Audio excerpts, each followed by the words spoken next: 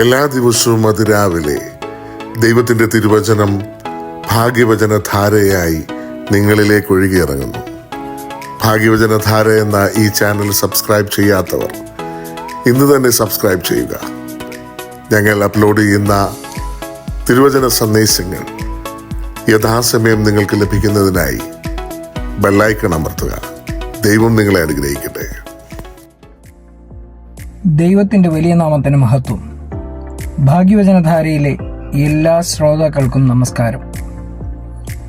നമ്മുടെ ചിന്തകളെയും വിശ്വാസങ്ങളെയും പ്രവൃത്തികളെയും ദൈവഹിതവുമായി യോജിപ്പിക്കുന്നതിനായി അവയെ വിലയിരുത്തുന്ന ഒരു പ്രക്രിയയാണ് പുനർവിചിന്തനം. യെശയ്യാവ് 55 അധ്യായം 8-9 വാക്യങ്ങളിൽ, എന്റെ വിചാരങ്ങൾ നിങ്ങളുടെ വിചാരങ്ങൾ അല്ല, നിങ്ങളുടെ വഴികൾ എന്റെ വഴികളുമല്ല എന്ന് യഹോവ അരുളി ചെയ്യുന്നു. ആകാശം ഭൂമിക്ക് മീതെ ഉയർന്നിരിക്കുന്നത് പോലെ എന്റെ വഴികൾ നിങ്ങളുടെ വഴികളിലും എന്റെ വിചാരങ്ങൾ നിങ്ങളുടെ വിചാരങ്ങളിലും ഉയർന്നിരിക്കുന്നു എന്നെഴുതിയിരിക്കുന്നു. ഇന്നത്തെ വേഗതയേറിയ ലോകത്ത് നമ്മുടെ സ്വന്തം ചിന്തകളിലും വഴികളിലും കുടുങ്ങിപ്പോകുവാൻ വളരെ എളുപ്പമാണ്. എന്നാൽ നമ്മുടെ മുൻഗണനകളെക്കുറിച്ച് വീണ്ടുവിചാരം നടത്തുവാനും അവ കർത്താവിന്റെ വചനവുമായി യോജിപ്പിക്കുവാനും ദൈവം നമ്മെ വിളിക്കുന്നു. നമ്മുടെ വഴികളെക്കുറിച്ച് പുനർവിചിന്തനം നടത്തേണ്ടതിന്റെയും ദൈവത്തിന്റെ പരമാധികാരത്തിൽ വിശ്വസിക്കേണ്ടതിന്റെയും പ്രാധാന്യം കോവിഡ് കാലം നമ്മെ പഠിപ്പിച്ചു.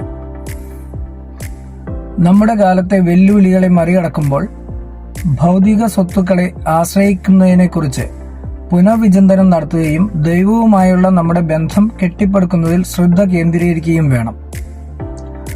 നമ്മുടെ വഴികളെ പുനർവിചിന്തനം ചെയ്യുവാനും ദൈവത്തിന്റെ മാർഗനിർദ്ദേശം തേടുവാനും വിശുദ്ധ വേദപുസ്തകം നമ്മെ സഹായിക്കുന്നുണ്ട്.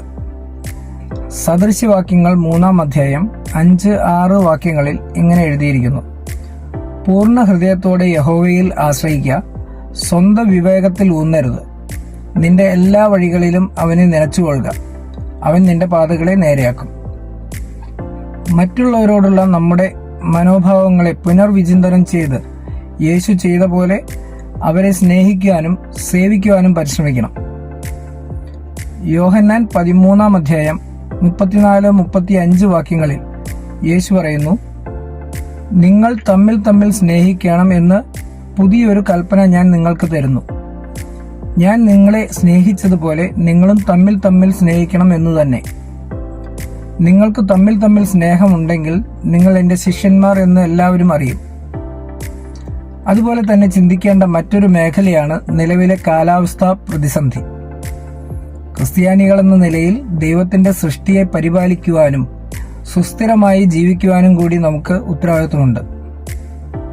ഉൽപ്പത്തി 2:15 വാക്യത്തിൽ എഴുതിയിരിക്കുന്നത്, യഹോവയായ ദൈവം മനുഷ്യനെ കൂട്ടിക്കൊണ്ടുപോയി ഏദൻ തോട്ടത്തിൽ വേല ചെയ്യുവാനും അതിനെ കാപ്പാനും അവിടെ ആക്കി എന്നാണ്. നമ്മുടെ രീതികളെക്കുറിച്ച് അല്ലെങ്കിൽ നമ്മുടെ ചെയ്തികളെക്കുറിച്ച് ഒരു പുനർവിചിന്തനം നടത്തുമ്പോൾ ദൈവത്തിന്റെ ചിന്തകളും വഴികളും നമ്മുടേതിനേക്കാൾ ഉയർന്നതാണ് എന്ന് നമുക്ക് ഓർമ്മ വേണം. ദൈവത്തിന്റെ മാർഗനിർദ്ദേശം തേടി ആ പരമാധികാരത്തിൽ ആശ്രയിക്കാം. നമ്മുടെ മുൻഗണനകളെ ദൈവവചനവുമായി താരതമ്യം ചെയ്ത് ഭൗതിക സ്വത്തുക്കളെ ആശ്രയിക്കുന്നതിനെ പുനർവിചിന്തനം ചെയ്യാം. മറ്റുള്ളവരോടുള്ള നമ്മുടെ മനോഭാവങ്ങളെ വിശകലനം ചെയ്യാം. യേശു ചെയ്തതുപോലെ അവരെ സ്നേഹിക്കുവാനും സേവിക്കുവാനും ശ്രമിക്കാം. ദൈവത്തിന്റെ എല്ലാ സൃഷ്ടികളെയും പരിപാലിക്കാനുള്ള ഉത്തരവാദിത്വത്തെക്കുറിച്ച് ഒരിക്കൽ കൂടി ആലോചിച്ച് ദൈവത്തിന്റെ പരമാധികാരത്തിലും മാർഗനിർദ്ദേശത്തിലും വിശ്വസിച്ച് ജീവിതത്തിൽ മറ്റുള്ളവർക്ക് മാതൃകയായി മുന്നേറാം എന്ന് ഓർമ്മിപ്പിച്ചുകൊണ്ട് നിർത്തുന്നു.